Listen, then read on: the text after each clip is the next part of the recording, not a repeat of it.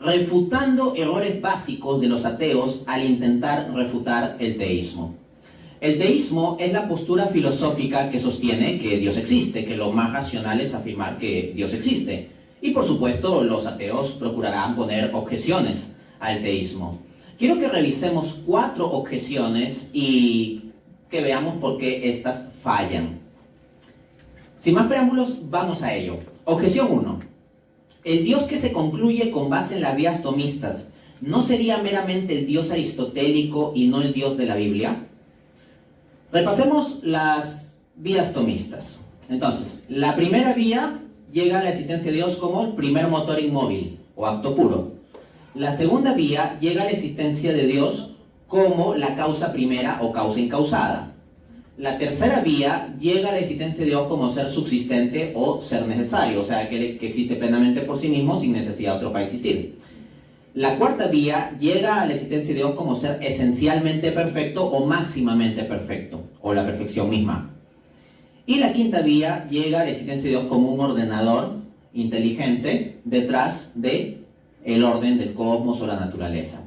Entonces, claro, alguno podría objetar, esto se queda meramente en ser una especie de Dios aristotélico abstracto que no tiene nada que ver con el Dios de la Biblia, con el Dios cristiano.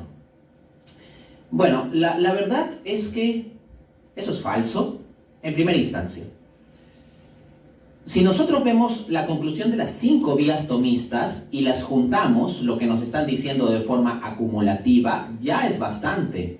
Te está hablando de un ser que es acto puro, plenitud de acto, que es causa primera de todo, que existe por sí mismo, que es perfectísimo, que tiene la plenitud de perfecciones. Eso ya dice mucho, que tenga la plenitud de perfecciones. Y sobre todo la quinta vía, que es un ser con intelecto, porque concibe el orden de las cosas, y con voluntad, porque quiere ese orden y efectivamente lo imprime a las cosas. Y eso significa que es un ser personal. O sea, si se piensa que las vías de Santo Tomás de Aquino para demostrar la existencia de Dios se quedan en un mero ser impersonal, eso es falso. Especialmente en la quinta vía queda claro que Dios es un ser personal. Porque la definición de un ser personal es que es un ser que tiene 2 características, intelecto y voluntad. Y el ordenador consciente de las cosas del universo tiene que tener estas características, intelecto y voluntad. Entonces no tenemos un ente abstracto, impersonal, aristotélico, sino que tenemos un ser personal. Adicionalmente, en mi libro, Dios existe, publicado en 2016, desarrollo 14 atributos deducidos a partir de la noción de ser subsistente, que es el punto de llegada de cada una de las 5 vías. O sea, cuando yo desarrollo las 5 vías tomistas en mi libro, en el paso 4, que es el previo a concluir Dios existe, que sería el último paso, o 5, en el paso 4 muestro que el primer motor inmóvil es el ser subsistente, que la causa primera es el ser subsistente. En la tercera vía es más directo, el ser subsistente es el ser subsistente. En la cuarta vía, que el ser perfectísimo es el ser subsistente. Y en la quinta vía, que esa inteligencia ordenadora de todo, que imprime ese orden, es el ser subsistente, que existe por sí mismo. Luego, a partir del solo concepto de ser subsistente, no por presuponerlo, sino por deducción lógica, se deducen 14 atributos. Entre ellos que tiene que ser omnisciente, omnipotente, simple ontológicamente hablando, perfecto, omnibenevolente, que tiene que ser infinito, que tiene que ser inmutable, que tiene que ser eterno, que tiene que ser un ser personal, inmaterial, etc. Pueden verse detalles al respecto en el mencionado libro. También tengo una conferencia titulada Entendiendo la Divinidad, Esencia y Atributos de Dios, donde a lo largo de más o menos una exposición como de 40 minutos explico la deducción lógica de cada uno de estos 14 atributos. Entonces no es gratuito. Entonces, si tienes un ser que tiene todas esas características, ya no es un mero ente abstracto aristotélico, sino que ya tiene unas caracterizaciones como ser personal, es bueno, es consciente, que ya pues esto es lo distintivo del Dios cristiano, ¿no? De hecho, la forma en que en el pensamiento tomista se concibe la inmutabilidad de Dios es una inmutabilidad desde el amor. Y Dios, desde la metafísica tomista, tiene que ser amor. ¿Por qué? Porque el amor es una perfección. Y si Dios es perfectísimo, tendrá que ser perfecto en grado sumo y tener la perfección por esencia. Entonces Dios no es meramente que tiene el amor en el máximo grado, sino que Él es, por la doctrina de la simplicidad divina, Él es la esencia del amor en acto puro en máximo grado, y su inmutabilidad es que Él permanece siempre siendo esa esencia pura de amor. Así, el filósofo Michael Dodds, en su libro The Unchanging God of Love, Thomas Aquinas and Contemporary Theology on Divine Immutability, publicado por la Catholic University of America Press, Washington, D.C., 2008, página 241, dice, abro cita, nuestro análisis de la inmutabilidad divina en el pensamiento de Tomás de Aquino nos ha llevado de la mutabilidad de las criaturas inferiores al esplendor inmutable del Dios Trino. El propio Santo Tomás, cuando habla de Dios en la parte primera de la Suma Teológica, en donde está desarrollando los atributos que tiene ese Dios del cual ha deducido su existencia, dice que Dios ama, parte primera, cuestión 20 de la Suma Teológica, que Dios es providente, parte primera, cuestión 22, y que Dios es trino, que es Trinidad, Padre, Hijo, Espíritu Santo, parte primera, cuestión 30. Yo me pregunto, ¿el Dios aristotélico, puramente aristotélico, ama, es providente, es trino? Entonces es una total ignorancia plantear que en la metafísica tomista se llega simplemente a un Dios aristotélico abstracto, cuasi impersonal, que no tiene que ver con la concepción cristiana. Asimismo, Santo Tomás de Aquino, en la Suma contra Gentiles, libro 2, capítulo 1, dice, Dios quiere, goza y ama, en cuanto da ser a todas las cosas, las conserva y las gobierna. Eso no es un mero Dios aristotélico abstracto. Tiene todas las características específicas que tiene el Dios cristiano. Y más adelante, en la misma Suma Teológica, en la parte tercera, Santo Tomás va a hablar sobre la encarnación de Dios, lo distintivamente cristiano. Vamos a la objeción 2. Dice, pero si en Dios, que sería una mente espiritual, hay múltiples ideas sobre las cosas del universo y sobre cómo podría haber sido el universo, ¿no haría eso que Dios sea complejo? Me explico. Una doctrina de la metafísica tomista es la doctrina de la simplicidad, que sostiene que Dios no tiene partes, ni físicas ni metafísicas. O sea, Dios es únicamente su esencia. Dios no tiene características adjetivas. Por ejemplo, Dios no es que sea amoroso, es amor. Él es amor en esencia. Podemos de cierta forma análoga poder decir, claro, que Dios es amoroso, pero hay que entender que en el caso de un ser humano, el ser humano no es amor por esencia. Un ser humano puede o no ser amoroso y seguir siendo ser humano.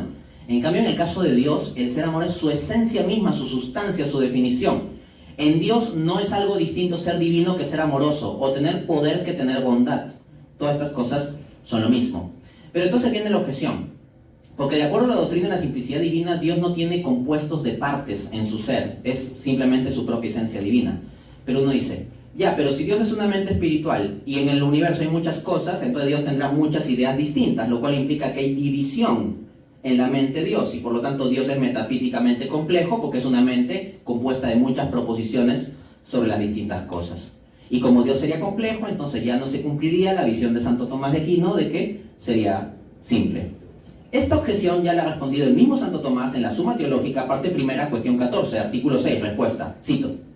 Como la esencia de Dios tiene en sí misma todas las perfecciones que tiene la esencia de cualquier otra cosa, y muchas más, Dios puede en sí mismo conocerlo todo con conocimiento propio. Pues la naturaleza propia de alguna cosa consiste en que de algún modo participa de la naturaleza divina.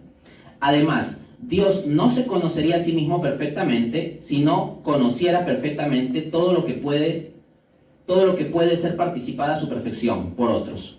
Como tampoco conocería perfectamente la naturaleza de su ser si no conociera todos los modos de ser. Por lo tanto, es evidente que Dios conoce todas las cosas con conocimiento propio, en cuanto unas se distinguen de otras. Fin de cita. A ver, esto puede sonar como muy técnico, pero pensemos lo siguiente. Dios, como ya hemos visto, es un ser consciente. No es como una piedra, ¿no? Un ser personal consciente, que se conoce a sí mismo. Si Dios es un ser perfecto que se conoce a sí mismo, conocerá perfectamente todo lo que Él puede hacer. Por lo tanto, Él, al conocer su propia esencia, al conocerse a sí mismo, al verse a sí mismo, por decirlo así como yo al ver mi mano, veo que puedo hacer esto, o puedo meterle un puñete en la cara a alguien, o puedo acariciar a un perrito. O sea, hay tantas cosas que podría hacer con mi mano, ¿no? Escribir, etc. al ver mi mano, yo entiendo que puedo hacer todas esas cosas. Igual Dios, al contemplar su propia esencia, ya entiende en ese único acto de entendimiento de contemplar su propia esencia todo lo que podría crear. Y todo lo que podría hacer y todo lo que hará. Y entiende simultáneamente todas las cosas solo en conocer su esencia. Y uno dirá, ya Dante, pero las múltiples cosas son diversas. Y Dios conoce esas múltiples cosas diversas. Entonces hay diversidad y complejidad en la mente de Dios. La respuesta es, Dios conoce la diversidad de todas las cosas a partir de conocer cómo todas las cosas pueden reflejar de formas distintas su propia esencia. Pero su esencia es una sola. El pleno ser de Dios, la plena perfección de Dios se puede reflejar en diversas formas y grados en todas las cosas existentes. Dios, al conocerse a sí mismo y al saber lo que puede hacer, en ese único acto de conocimiento, sin necesidad de división en su mente divina, ya al conocer su esencia, conoce todas las formas en que su esencia se puede reflejar. Y por lo tanto, Dios no requiere múltiples ideas para conocer las múltiples cosas. Basta que se conozca a sí mismo y en ese solo acto de entendimiento ya conoce todo. Santo Tomás lo dice de forma explícita, Suma Teológica, parte primera, cuestión 14, artículo 7, solución 1. El acto de entender en sí mismo es uno solo. Sin embargo, como ya se dijo, pueden conocerse muchas cosas en una sola. Por ejemplo, yo puedo dar una sola vista a un espejo y en esa sola vista que doy al espejo ver muchas cosas, ver cómo estoy vestido, ver mi cara, ver lo que está detrás de mí en la habitación, etc. en una sola vista y en un solo espejo, por poner esta analogía. Objeción número 3. Con base en el argumento del ajuste fino, se puede decir que Dios ha ajustado finamente las condiciones para que pueda surgir vida inteligente en el universo. Pero ¿no podría simplemente suceder que las formas de vida se adaptan a las condiciones que hay, sin importar las que fueren, e incluso si son extremas? Para resolver esta objeción hay que entender el argumento del ajuste fino. El argumento del ajuste fino es una forma particular del argumento de la quinta vía atomista. Piensa en lo siguiente. Pensemos en el modelo del Big Bang. En el modelo del Big Bang todo viene de un pequeño punto, una singularidad, y de ahí se expande. En cierto modo el universo ya está totalmente contenido en ese punto inicial. Por lo tanto, imagínate que en ese punto inicial habría por decir una analogía tonta, pero para que se me entienda bien la idea, que todo fuera chocolate, y nada más que chocolate. Eventualmente podría salir una oveja, o sea, de la expansión e interacciones cósmicas del chocolate en su historia espacio-temporal del universo chocolatoso, no va a aparecer una oveja, ¿no? Entonces, a lo que voy es que las condiciones iniciales del universo condicionan todo el desarrollo del universo. Si hay ciertas cosas que sobran o que faltan, eso va a condicionar los seres que puedan surgir. Entonces, a nosotros nos parece muy obvio que puede haber vida en el universo, porque estamos vivos y estamos en el universo. Pero los físicos se han preguntado, ¿qué pasa si variamos un poquito ciertas condiciones cosmológicas? ¿Seguiría habiendo vida o vida inteligente e interactiva? Y por ejemplo, el astrofísico ateo Stephen Hawking, en su libro Historia del Tiempo, dice que si la velocidad de expansión inicial del Big Bang hubiera sido solo una 100 billonésima más pequeña de lo que en realidad fue, todo el universo habría colapsado en una bola de fuego en los primeros segundos, en los primeros instantes. O sea, no habría esta conferencia, tampoco existiría Hawking, ni creyentes, ni ateos, o sea, todo el universo hubiera colapsado. Y basta una variación de una 100 billonésima, una variación pequeñita.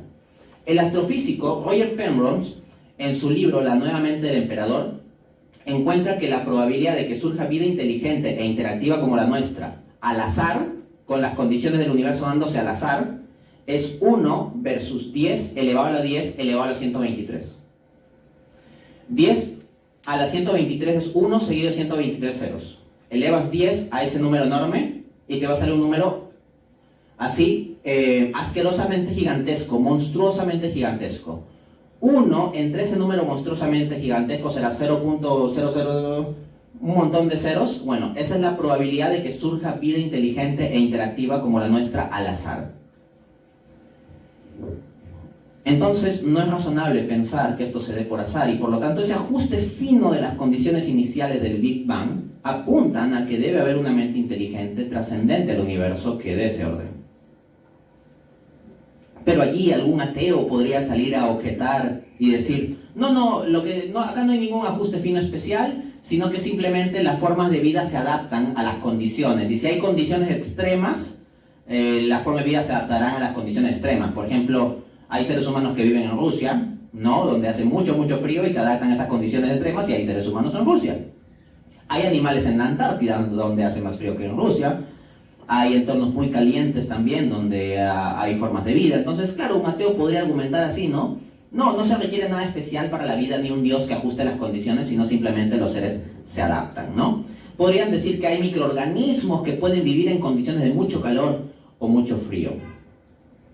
Y que por lo tanto es, pues, poco razonable pensar que se tenga que dar vida exactamente como la de nuestro planeta. Simplemente sucedería que si habría otras condiciones, habría otras formas de vida, y no se requiere de Dios. Respuesta.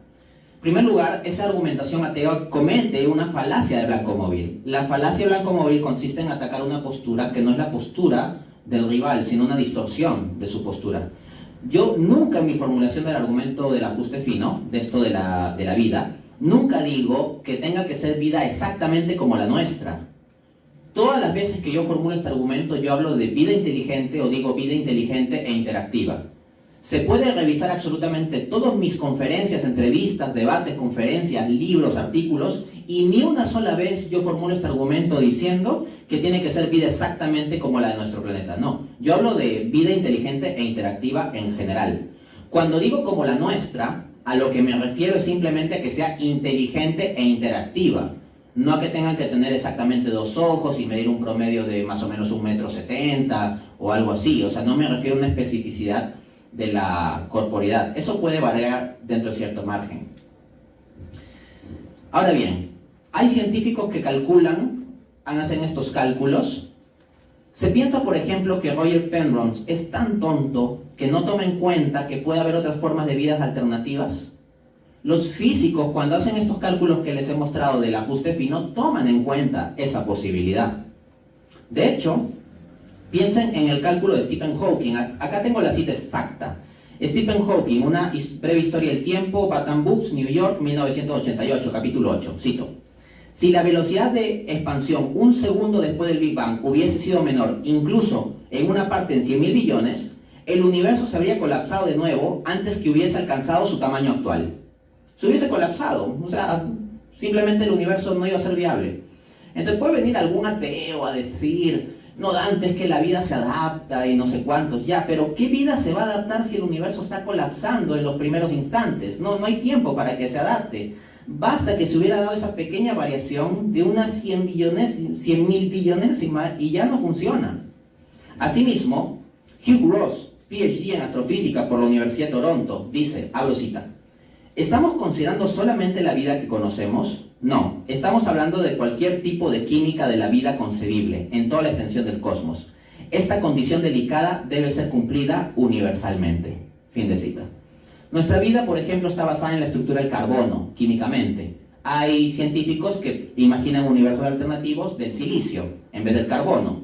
Ya, piensa en un universo de silicio. ¿Crees que le hace daño a mi argumento? No, se sigue cumpliendo lo que dice Stephen Hawking. Si la velocidad de expansión inicial del Big Bang al comienzo nomás hubiera sido una 100 billonésima, no puede existir vida ni de silicio ni de carbono, ni en condiciones de extremo calor ni de extremo frío. Simplemente el universo no sería viable en una historia larga.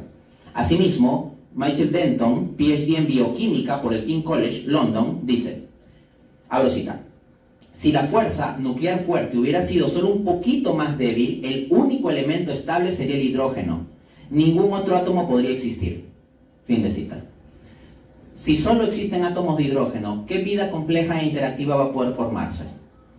O sea, si algún ateo me apela que hay unos microorganismos que pueden vivir en condiciones de mucho calor o mucho frío, ya, pero acá lo que me tiene que mostrar es que puede haber vida inteligente e interactiva en un universo donde solo hay átomos de hidrógeno. Esto es la dificultad. Por lo tanto, la objeción atea no funciona. Vamos entonces a la última de las objeciones ateas. 4.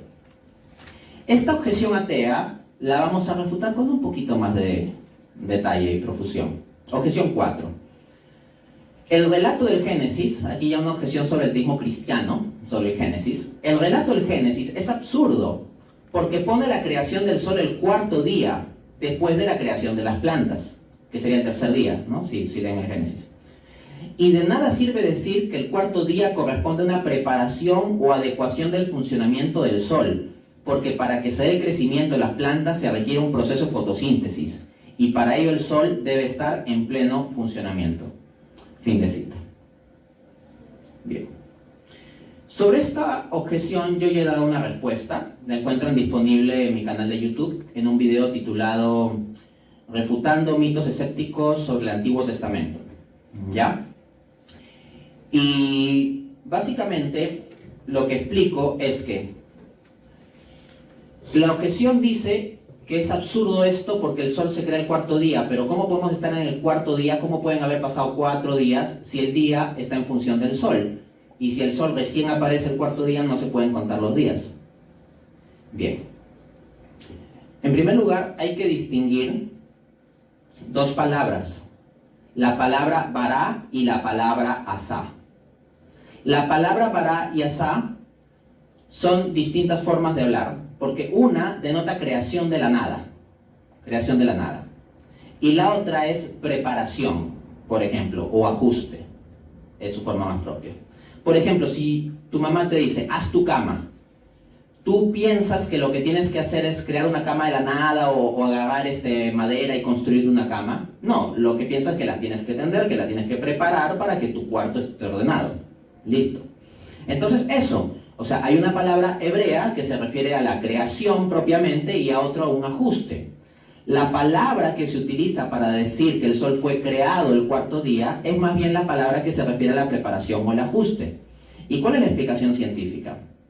Miren, los días del Génesis, desde una perspectiva católica, pueden o no entenderse de forma literal como días de 24 horas. Un católico puede sostener que son días de 24 horas, pero no está obligado a ello. Se permite también la alternativa de pensar que esos días puedan ser una forma alegórica de referirse a periodos más amplios, en realidad, y que refieren como una especie de eras o etapas. Yo soy más cercano a esa perspectiva, e incluso hay citas de los padres de la iglesia, o sea, de los cristianos de los primeros siglos, que interpretaban los días del Génesis de forma alegórica. Algunos interpretaban de forma literal, otros de forma alegórica. Así que es un tema donde hay apertura para un católico. Entonces, el argumento sería el siguiente. El día 3 tendrías claro las plantas, el día 4 no es que comience a existir el sol recién por primera vez. El sol ya existiría desde antes, dentro de los astros que fueron creados desde el día 1, dentro de la era o la época correspondiente al día 1. Y el día 4 lo que se haría sería preparar o configurar el sol para que realice su función de la forma más adecuada para marcar los ciclos estacionales. Porque, ¿qué es lo que sucede? Sucede que durante mucho tiempo la Tierra estuvo cubierto por una masa que hacía, o un conjunto de corpúsculos que hacía que la luz del sol no llegue de forma tan directa y plena. Y tuvieron que pasar miles, millones de años para que eso se vaya despejando. Hubo un proceso de preparación para que la luz del sol funcione como normalmente lo tenemos hoy en día. No es que fue desde siempre. Y eso cuadra con la secuencia del Génesis. Entonces, el día 4 correspondería a la plena, así lo asocié yo a mi explicación, a la plena configuración y ajuste de condiciones para el funcionamiento normal que conocemos del Sol respecto a la Tierra. Pero entonces saldrá un ateo a decirme, Dante, pero de nada sirve que argumentes todo eso, porque resulta que el día 3 se dice que ya estaban las plantas y que las plantas se desarrollaron y dieron fruto. Y eso requiere el proceso de fotosíntesis. Y para que se dé el proceso de fotosíntesis, el sol tiene que estar en pleno funcionamiento. Por lo tanto, Dante, tu argumento no vale, porque ya se necesitaría un sol en pleno funcionamiento en el día 3. Entonces, esa es la cuestión. Paso a refutar. La pregunta ¿es imposible que se dé lo del día 3 sin que se haya dado lo del día 4? ¿Es posible que se pueda dar cierto crecimiento de las plantas, cierta proliferación, sin que haya un sol funcionando plenamente para los procesos de fotosíntesis normales como los conocemos hoy en día? La respuesta, por sorprendente que parezca, es que sí, puede darse ese proceso aun cuando el sol no esté en su pleno funcionamiento normal respecto del planeta Tierra. Porque el proceso previo hasta llegar a la plena configuración de condiciones para el normal funcionamiento del sol, en todo ese proceso hay fases intermedias en que hay un funcionamiento parcial en que va llegando la luz solar y con ello se puede realizar la fotosíntesis. siendo que tenemos evidencia científica de que la fotosíntesis inició en etapas en que procesaba poca luz solar o incluso sin luz solar. Esto es una locura, pero tenemos evidencia científica de que había fotosíntesis incluso sin luz solar. Allí donde parece que el Génesis es absurdo, a medida que ha ido avanzando la ciencia, parece que las cosas terminan cuadrando. Y les voy a leer no una fuente religiosa, sino el artículo Timeline of Photosynthesis on Earth, la línea de tiempo de la fotosíntesis en la Tierra, de la revista académica Scientific American, una revista de difusión científica, 7 de abril de 2008, cito. Hace 3.400 millones de años, las primeras bacterias fotosintéticas absorbieron luz infrarroja, cercana en vez de luz visible. Noten esto. Tienes un proceso de fotosíntesis que se da, pero no con la luz visible del sol, que en ese momento todavía está en dificultades para llegar plenamente, está en ese proceso de ajuste del que les hablaba, pero ya tienes unas bacterias fotosintéticas que absorben luz infrarroja. También dice el mismo artículo, hace 2.700 millones de años, las cianobacterias absorben la luz visible usando una mezcla de pigmentos. Entonces hay un periodo posterior en que comienzan a absorber luz visible. Pero estas cianobacterias son particularmente eficientes en procesar cuando absorben poca luz del sol. El sol no necesariamente está en pleno funcionamiento. Dice el astrofísico Hugh Ross, abro cita, un avance científico estableció que en el momento del gran evento de oxigenación, la cobertura de masa continental de la superficie de la Tierra saltó repentinamente de menos de 2% a más del 26%. Este avance indica que el día 3 de la creación comenzó hace entre 2.450 y 2.320 millones de años. La fecha más antigua conocida para la vegetación que cubre las masas de tierra es hace 1.200 millones de años. Es probable que existiera vegetación en las masas de tierra antes de los 1.200 millones de años. Entonces pensemos, este científico nos está hablando ya de vegetación en la masa de la tierra hace 1.200 millones de años. Sigue diciendo, respecto al día 4 del Génesis. Mostré cómo un equipo de físicos determinó que el segundo gran evento de oxigenación transformó la atmósfera de la Tierra de una neblina densa a un cielo transparente. Este evento coincidió con la Gran Discordancia, un trastorno geológico que ocurrió hace unos 580 millones de años. Más allá de los detalles científicos, quiero que se queden con la idea básica. Lo que nos está diciendo es que ya había proliferación de cierta vegetación terrestre aún antes de que el cielo esté plenamente despejado para que llegue de forma plena la luz del sol. ¿Y cuál era mi argumento original? Que el día 4 del Génesis tiene que ver con precisamente ese pleno despeje del cielo para que llegue plenamente la luz del sol, tal como normalmente lo concebimos. En consecuencia, lo propio del día 3, que es la aparición de cierta vegetación, ya estaría presente antes de lo del día 4. Así que la evidencia científica, cuando se entiende bien el Génesis y cuando se entiende bien la ciencia, avala mi punto. Asimismo, John Oakes, PhD en físico-química por la Universidad de Colorado, apunta, abro cita, el relato de creación del Génesis se da desde la perspectiva de la Tierra. Si los científicos están en lo correcto, entonces en la historia muy temprana de la Tierra, la atmósfera era mucho más espesa de lo que es hoy. En pocas palabras, durante los primeros 2.000 millones de años, el Sol, la Luna, las estrellas no se veían desde la Tierra, porque la atmósfera era opaca. Fue solo cientos millones de años después que apareció la vida en el océano, día 3, que el Sol y los otros cuerpos celestes se hicieron visibles en el día 4. De nuevo, la información científica cuadra. James Boyce, doctor en teología por la Universidad de Basilea, apunta, la luz había estado llegando a la Tierra desde el primer día de la creación. Fue a través de esta influencia que la vegetación creada en el tercer día pudo aparecer y prosperar. Pero ahora los cielos se despejaron lo suficiente como para que los cuerpos celestes se hicieran visibles. Ahora comienzan a funcionar como reguladores del día y de la noche. O sea, la cierta proliferación de vegetación se dio en ese contexto. Para cerrar, si se objeta que el Génesis dice que en el tercer día se hallan plantas diversas ya desarrolladas o dando fruto, y se pone eso como objeción absoluta a la visión cristiana, hay que decir que eso muestra ignorancia respecto a los modelos de interpretación bíblica en los días del Génesis. Me explico. Si alguien va a criticar una visión cristiana, tiene que enterarse sobre los distintos modelos de interpretación del Génesis que hay. Hugh Ross apunta, la interpretación del día era, que es la que yo suscribo, Los 6 días se entienden como periodos de duración indefinida, no de 24 horas. Los 6 días se toman como secuenciales, pero con superposiciones o incluso combinaciones entre sí. O sea, puede haber ciertas superposiciones porque son eras que se están iniciando unas después de otras. De acuerdo con esta perspectiva, Génesis 1 describe eventos desde el punto de vista de la Tierra, la cual está siendo preparada para la habitación del hombre. Última cita, Robert Newman, PhD en astrofísica por la Cornell University, Perry Phillips, PhD en astrofísica por la Cornell University, y Hermann Eckelmann, máster en divinidades por el Faith Theological Seminary, apuntan, en artículo conjunto. Cada día introduce las actividades del periodo creativo subsiguiente. El periodo creativo anterior continúa y se superpone con el nuevo recién iniciado, y la superposición persiste en el futuro. Este pasaje simplemente declara que el periodo creativo que involucra la vegetación terrestre comenzó antes que los periodos creativos posteriores. Dado que Génesis menciona la vegetación solo una vez en todo el relato, es posible que toda la vegetación se mencione junta simplemente por economía de expresión, o para indicar su significado como el fundamento sobre el cual se construye la vida animal. Entonces, el inicio de la vegetación, el día 3, cuadra con la evidencia científica de que se dé antes de la plena preparación para que llegue la luz solar el día 4.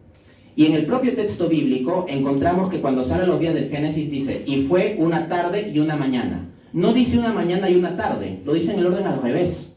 Y esto muestra, por lo tanto, cierta evidencia de que no se está siguiendo una secuencia normal. En consecuencia, bien entendido el Génesis y bien entendida la ciencia, no hay contradicción. Gracias.